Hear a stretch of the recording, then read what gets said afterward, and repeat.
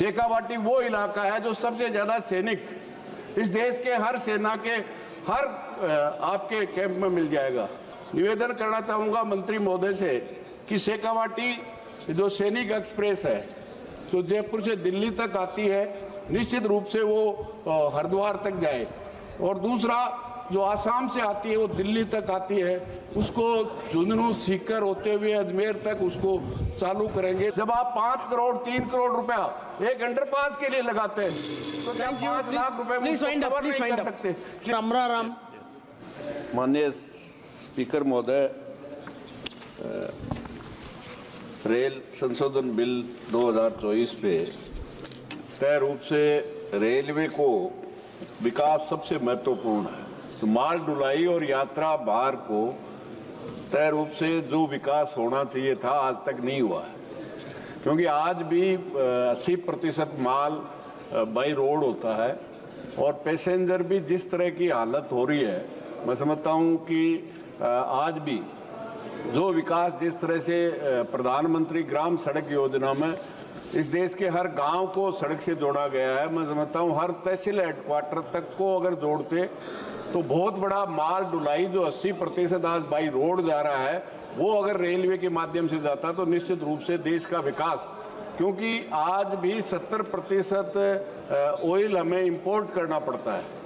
जब हम हाईवे पे जितना इन्वेस्ट कर रहे हैं वो अगर रेल पे इन्वेस्ट करते हैं तो देश का विकास और ये ऑयल आयात था, मैं समझता हूँ 70% कम हो सकता था।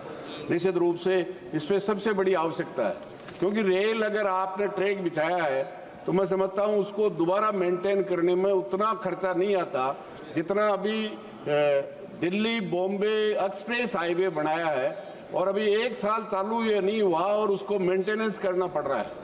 मतलब हर तीसरी साल आपको रोड को करना पड़ेगा।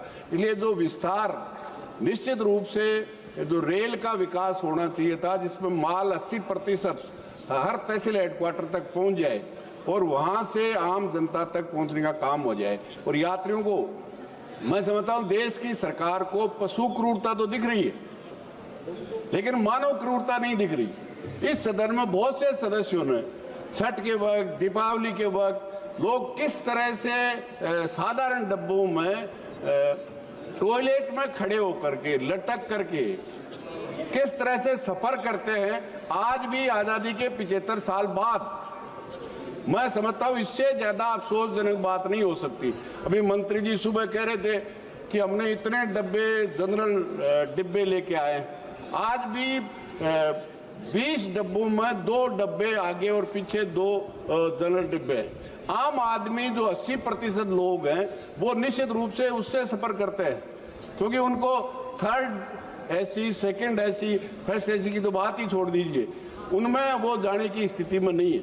लेकिन आज जो स्थिति है, निश्चित रूप से मेरा निवेदन है केवल बोर्ड को आप इसमें संशोधन ले आएंगे इससे नहीं, इच्छा शक्ति की जरूरत है। मैं समझता हूँ बिजली पे इलेक्ट्रीफाइड किया है। शेखावाटी वो इलाका है जो सबसे ज्यादा सैनिक इस देश के हर सेना के हर आपके कैंप में मिल जाएगा, हर अर्धसैनिक में मिल जाएगा, हर व्यापारी शेखावाटी का हो जाएगा। लेकिन सबके लास्ट में ब्रॉड गेज हुआ है। जब पूरे देश में कोई भी मीटर गेज नहीं रहा उसके बाद में हुआ है। निश्चित रूप से आप देखिए, एक तो आपका आपने express highway Bombay to Delhi बनाया और एक कॉरिडोर बनाया है जयपुर से लेके बॉम्बे तक। मैं समझता हूँ 5 साल में इलेक्ट्रीफाइड भी हो गया और दिल्ली से लेके बॉम्बे तक माल भी जा रहा है, जाना चाहिए। और इसी तरह से माल की ढुलाई में और डिब्बों की व्यवस्था हो, माल ढुलाने के लिए आज व्यवस्था नहीं है। तो निश्चित रूप से मैं कहना चाहूँगा ये जो हालत है निश्चित रूप से उसको दूर किया जाना चाहिए। जहाँ तक कोरोना में जितने भी छूट थी, जो वृद्ध पर्सन थे उनको 30% छूट थी, जहां से आपने बुकिंग बंद कर दी, जहां ठहराव बंद कर दिया, मैं नहीं समझता कि आप कोरोना जाने के बाद आज फिर उनको लागू नहीं कर रहे हैं। मंत्री जी कह रहे थे हम 45% छूट दे रहे हैं। क्या उन वृद्ध लोगों को, विकलांगों को जो रेलवे में छूट मिलती थी, आज कोरोना समाप्त होने के बाद में भी आज नहीं मिल रही? तो निश्चित रूप से उनको वापस रिस्टोर करने की आवश्यकता है। मैं निवेदन करना चाहूँगा मंत्री महोदय से कि शेखावाटी जो सैनिक एक्सप्रेस है जो जयपुर से दिल्ली तक आती है, निश्चित रूप से वो हरिद्वार तक जाए, और दूसरा जो आसाम से आती है वो दिल्ली तक आती है, उसको झुंझुनू सीकर होते हुए अजमेर तक उसको चालू करेंगे तो शेखावाटी को फायदा होगा। दूसरा मेरा निवेदन है सभापति महोदय, जो अंडरपास आपने बनाए किस तरह से भेदभाव है। देश में जहां भी शहरी क्षेत्र में अंडरपास बना है वो कवर्ड है क्योंकि वह आदमी रहते हैं, और जहां भी ग्रामीण क्षेत्र में बने, सिवाय इस कॉरिडोर को बॉम्बे दिल्ली कॉरिडोर के अलावा ग्रामीण क्षेत्र में रेयर केस में उसको आप 2-3 करोड़ रुपए लगा करके अंडरपास देते हैं, लेकिन उसको 5 लाख रुपए में टिन शेड लगाए थे नहीं। इसलिए बरसात में लोगों को जितनी परेशानी होती है, मैं समझता हूँ आप अंदाजा नहीं कर सकते। 8-8 फीट पानी भर जाता है। आपने टेंडर कर रखे हैं, ठेकेदार क्या 1 मिनट में जितनी बरसात होती है 1 घंटे में होती है, आप ड्राई हो सकता है।